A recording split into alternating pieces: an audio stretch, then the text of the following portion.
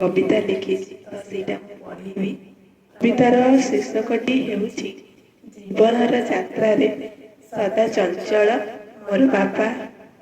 दारुण दुख कष्ट भितरे जन्मिली मुई। जन्मिला परे दुख कौन मते छुईला नहीं। कारण कौन कौन दुख आम घरे नथिला। हाँ थिला। बापा परा थिले आम आगे ढालटिए होई।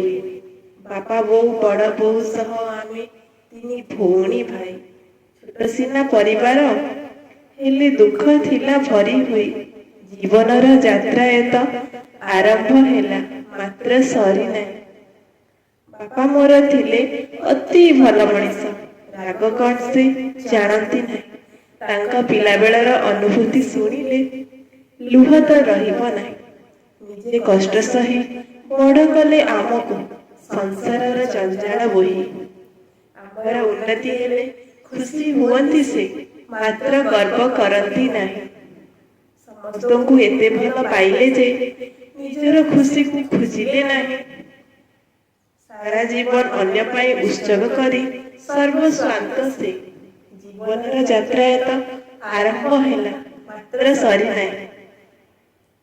केतेबेले पानी क्षीर तो केतेबेले उपास पुणी केतेबेले खाली पाद तो केतेबेले भंगा साइकेल धरी जीवनर यात्रा करंती से। बेउसा तांकर चाहा पान दुकान आमे माने खाऊ AC restaurant chilli chicken chow mein पुणी बिरयानी मिठा दही।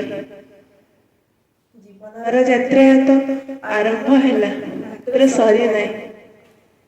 वयस्क होई गलेनी सत हेले निज रुचि को खोजती नहीं।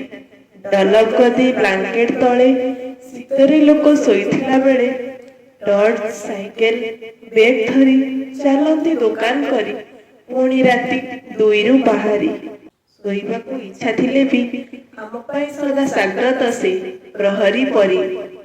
कर्म को भगवान धर्म को आदरी जीवनर नौका करंती पारी। निज कथा न भाबी आम पाई सदा धाउंतंती से रास्ता तांकर सरी नहीं। जीवनर यात्रा एत आरंभ हेला मात्र सरी नहीं। कविताटी केमती लागिला तो निहाती कमेंट माध्यम जणाइबे।